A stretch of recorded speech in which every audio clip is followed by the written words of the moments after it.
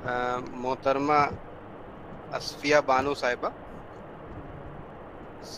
इससे पहले कि मैं अपनी बात शुरू करूं, मैं शोबे उर्दू इलाहाबाद यूनिवर्सिटी इलाहाबाद की सदर प्रोफेसर शबनम हमीद साहिबा और दीगर असातिज़ा, खासकर डॉक्टर मोहम्मद काशिफ, डॉक्टर ज़फ़रुल्लाह अंसारी साहब, डॉक्टर संजय कुमार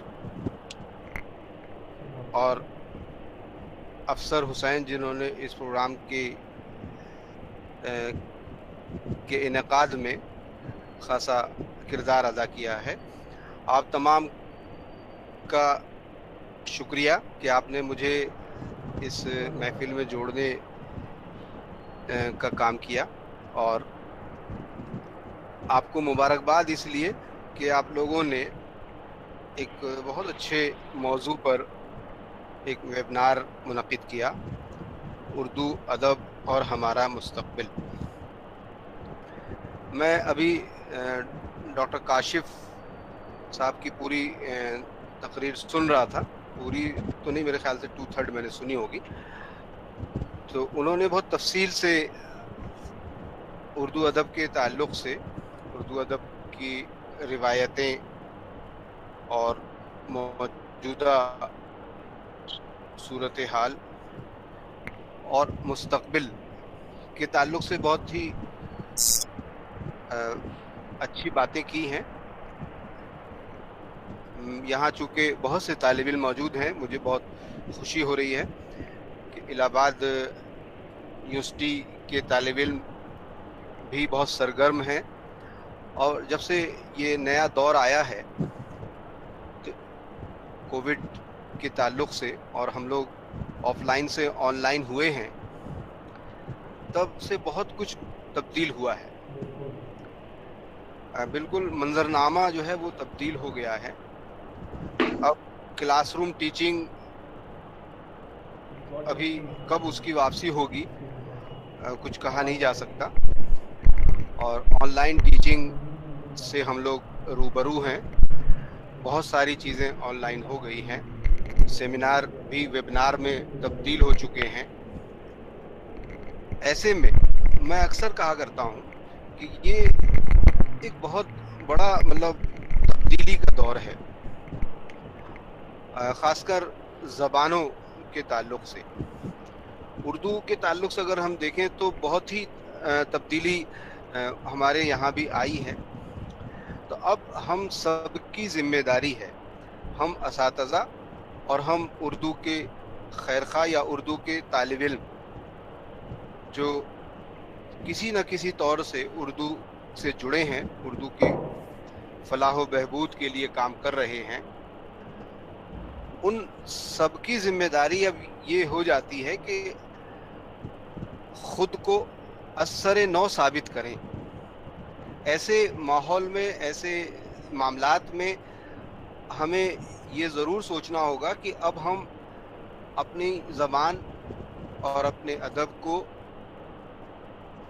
कौन से ज़राए हैं, वो कौन से तरीक़े हैं जिन पे हम उन्हें आगे बढ़ा सकते हैं और जिनके ज़रिया हम अपनी ज़बान की और अदब की हिफाजत कर सकते हैं। तो इन पर भी हमें गौर करना होगा, ख़ासकर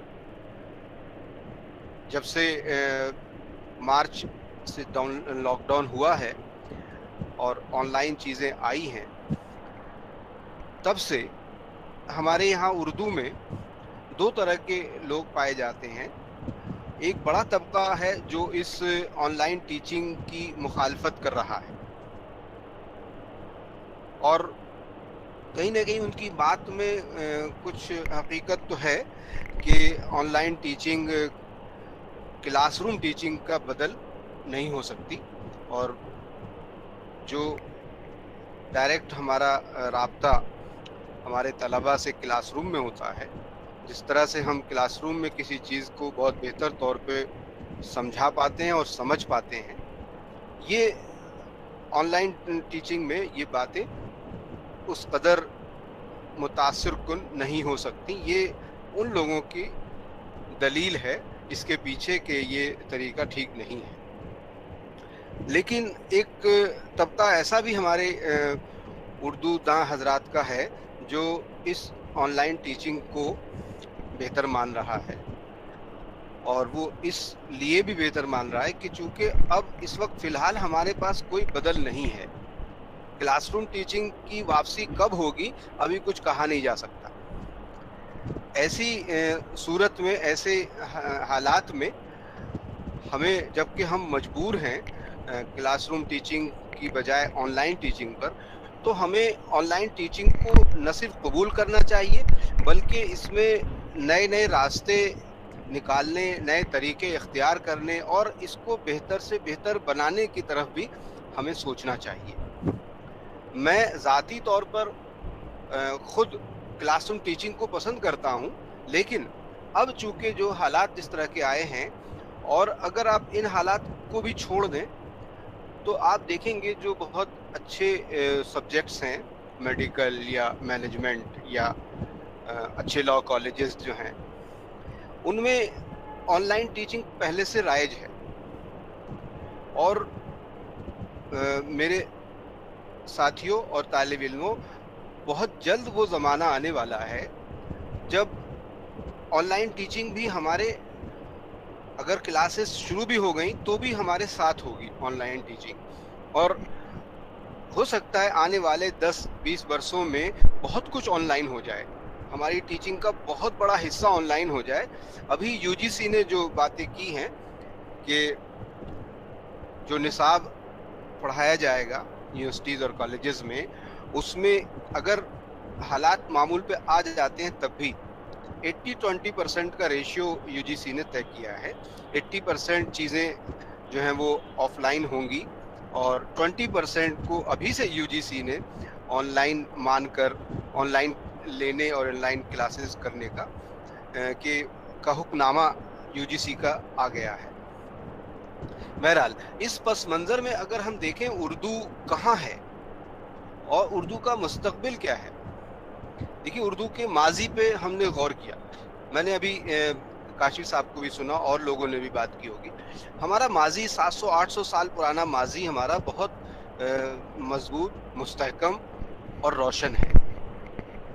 और हर सिन्फ में अगर आप देखें, खा वो अफसाना हो, नावल हो या गज़ल हो, नज़्म हो या और दीगर असनाफ, ड्रामा हो, इन तमाम असनाफ में, कसीदे की बात कर लें आप और आपके मरसिए की बात कर लें, जितनी भी असनाफ, इन सब का एक वाफर मिक़दार और बहुत ही मियारी ख़जाना हमारे पास मौजूद है।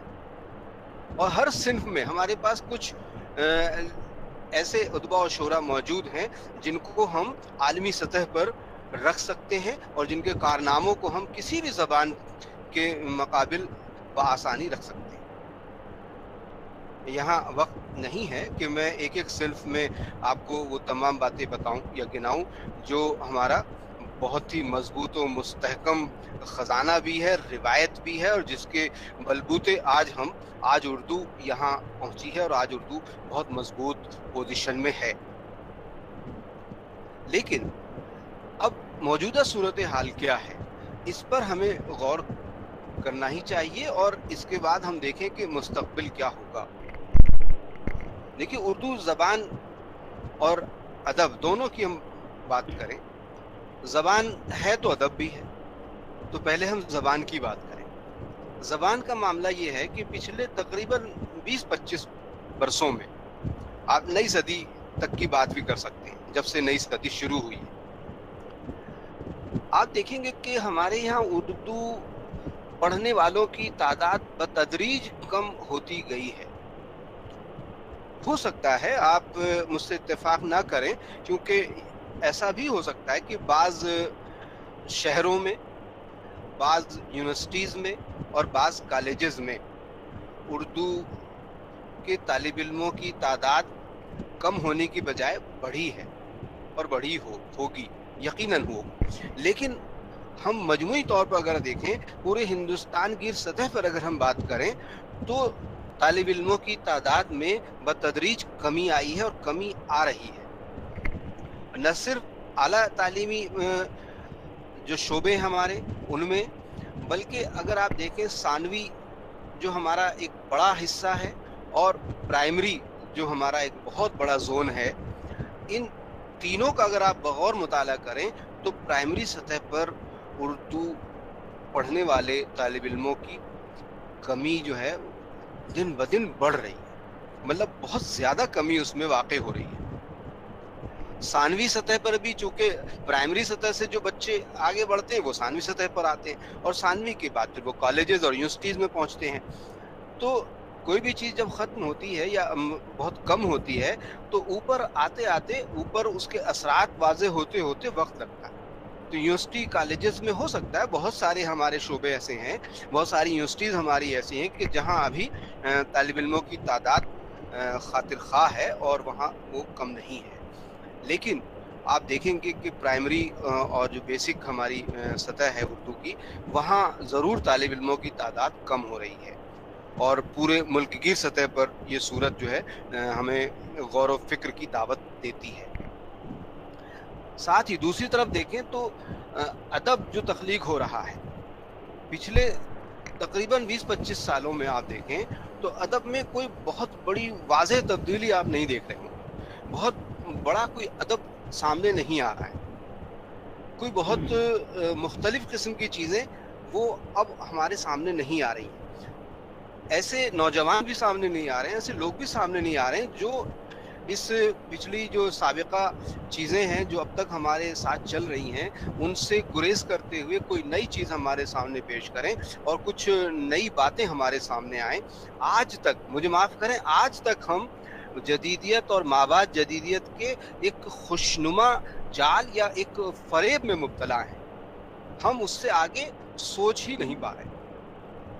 पिछले तकरीबन 25-30 वर्षों की अगर आप बात करें तो हमें इन्हीं चीज़ों में उलझा के रखा गया है।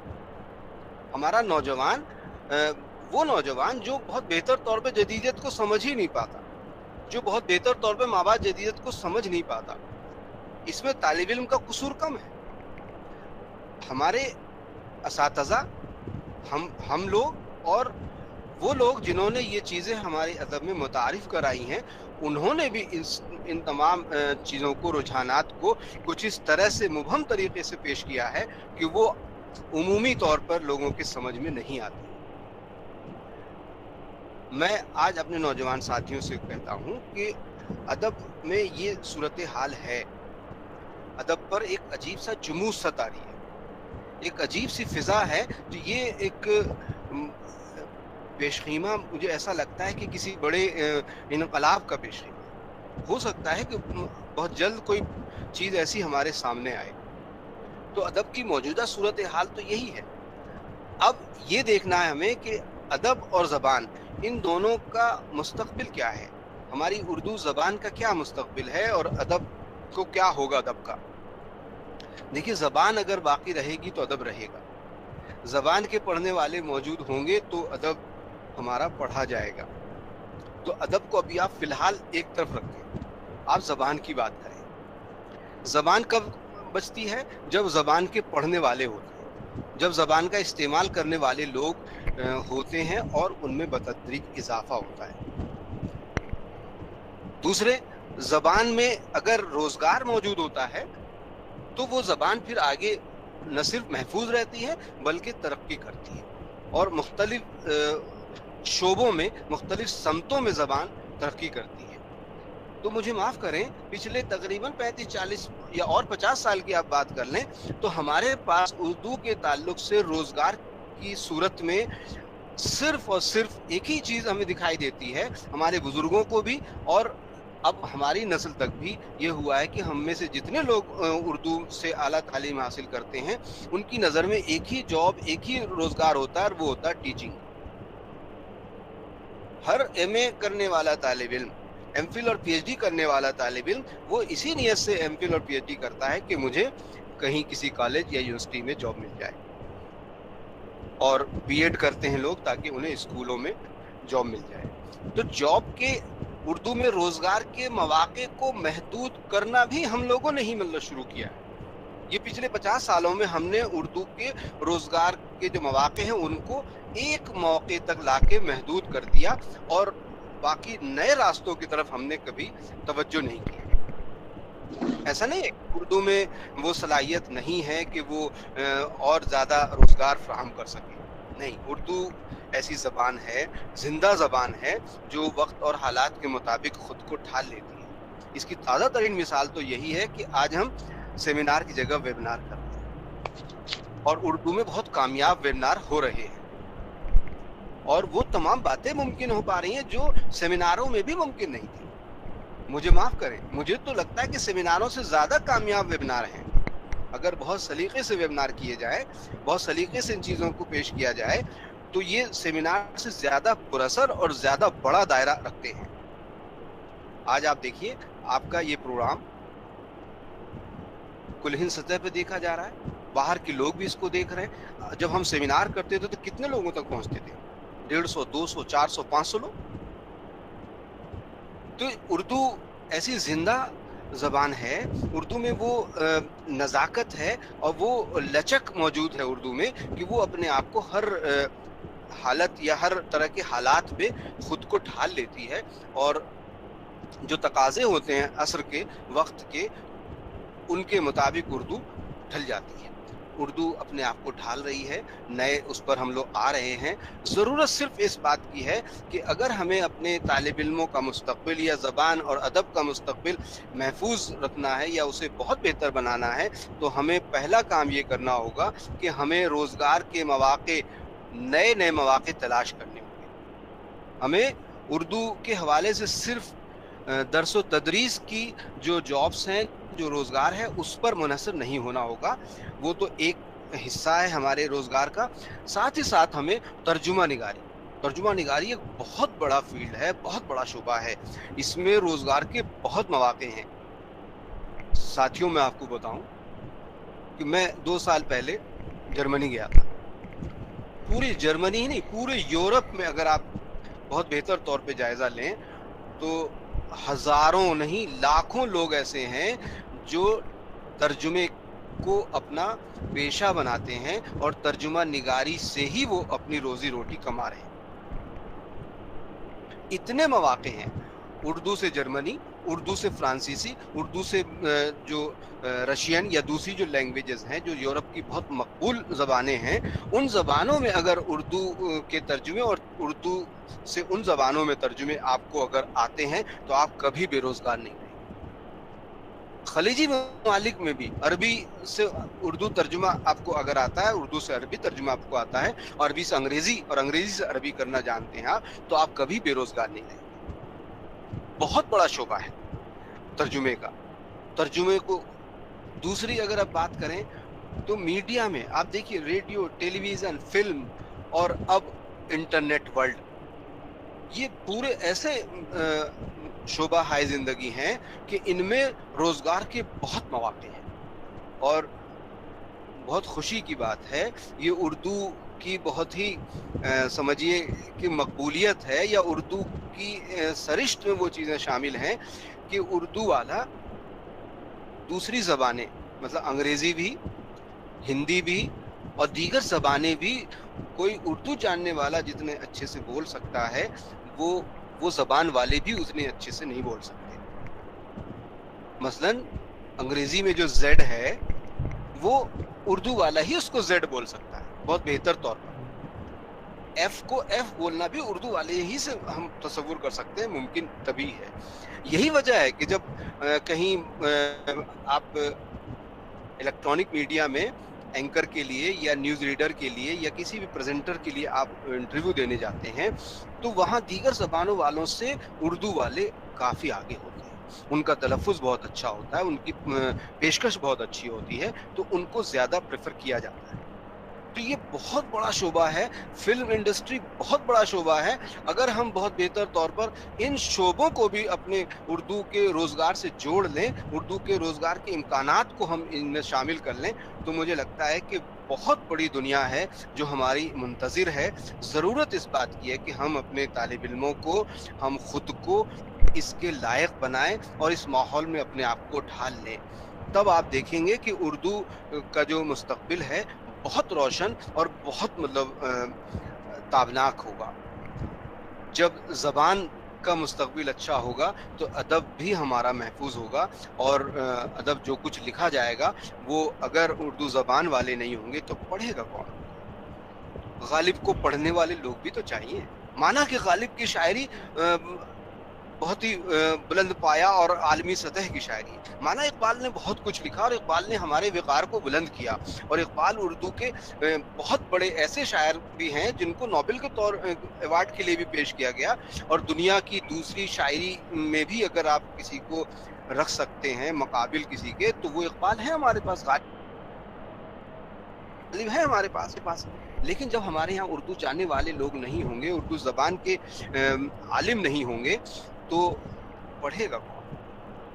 تو میرے دوستو، جتنے بھی شاگرد یہاں موجود، جتنے بھی طلبہ یہاں موجود ہیں، ان سے میری ایک درخواست، میں اپنی بات یہیں ختم کروں گا کہ ہم سب مل کر، یہ ذمہ داری نہ صرف اساتذہ کی ہے، نہ صرف طالب علموں کی ہے، اور نہ صرف اداروں کی ہے، ہم تینوں کی مل کر ذمہ داری ہے. یہ طالب علموں کی بھی، آپ کے اساتذہ کی بھی، اور اداروں کی بھی، کہ ہم مل کر اس صورتحال کو ہینڈل کریں، اس صورتحال سے ہم نپٹیں اور اس کو آگے مثبت طریقے سے، مثبت راستوں پر لے جانے کی کوشش کریں.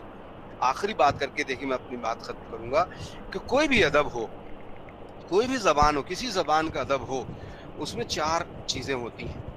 دیکھیے ہمارے یہاں کسی بھی زبان میں تخلیق ہوتی ہے، تخلیق ہوتی ہے تو تحقیق بھی ہوتی ہے اور تنقید بھی ہوتی ہے. یہ 3 چیزیں ایک دوسرے سے منسلک ہیں، ایک دوسرے کے ساتھ ہے، لیکن تخلیق اس میں بنیادی حیثیت رکھتی ہے کہ تخلیق ہوگی تو یہ باقی دونوں چیزیں سروائیو کرتی ہیں، دونوں چیزیں ہوتی ہیں. لیکن میرے دوستو، کسی بھی ادب کے فروغ کے لیے 4 چیزیں بہت ضروری ہوتی ہیں. یہ 3 تو ہیں ہی، ان تینوں سے ہم بہت بہتر طور پہ واقف ہیں اور ان کے فروغ کے لیے ہم کوشش بھی کرتے رہتے ہیں. لیکن چوتھی چیز جو ہے وہ ہم سے چھوٹ گئی ہے، اور وہ ہے تحریک. ہم جب تک زبان میں تحریک نہیں لائیں گے، زبان کو تحریک کے طور پر استعمال نہیں کریں گے، اپنے زبان اور ادب کو ہم دور تک پھیلانے کی کوشش نہیں کریں گے، اپنوں میں اور اپنوں سے باہر دوسروں میں بھی جب تک ہم اس کو پھیلانے کی کوشش نہیں کریں گے. اور یہ کام تحریک کرتی ہے. آپ پچھلے پورے اردو ادب کے ماضی پہ غور کریں تو جب جب تحریکیں آئی ہیں، جب جب مطلب لوگ متحرک ہوئے ہیں، جب جب ایک گروپ یا گروہ ادب کا سامنے آیا ہے ادب کی اصلاح کے لیے، ادب میں کوئی بات پیدا کرنے کے لیے، تب جو ہے ہمارے ادب نے نئی انگڑائی لی ہے. اور میرے دوستو معاف کریں، مابعد جدیدیت کے بعد، چونکہ یہ ایسا فریب ہمیں دکھایا گیا تھا کہ مابعد جدیدیت مطلب جدیدیت کے بعد کا زمانہ، یعنی زمانہ جیسے جیسے آگے بڑھتا جائے گا وہ پورا زمانہ مابعد جدیدیت میں کاؤنٹ ہوگا. دوستو بیدار ہو جائیے اور اب اس کو یہاں روک دیجئے. ٹھیک ہے، جدیدیت، مابعد جدیدیت کا ہم احترام کرتے ہیں، انہوں نے ہمیں بہت کچھ دیا ہے، لیکن اب آگے کا سفر ہمیں الگ طور پہ طے کرنا ہے. نئی صدی ہے، نیا زمانہ ہے، کمپیوٹر آ گیا ہے، ایک بہت بڑی دنیا انٹرنیٹ کی ہمارے سامنے ہے، اور ان تمام کے ساتھ ساتھ اب 2020 میں ہم آف لائن میں بھی ہم داخل ہو چکے ہیں، اردو نے اس کو بھی اپنا لیا ہے. ایسے میں کچھ نیا کرنے کی ضرورت ہے، اور یہ نوجوان ہی کر سکتے ہیں. اور مجھے الہ آباد یونیورسٹی کے نوجوانوں سے بہت امید ہے. میں انہی باتوں کے ساتھ اپنی بات ختم کرتا ہوں. شکریہ. خدا حافظ.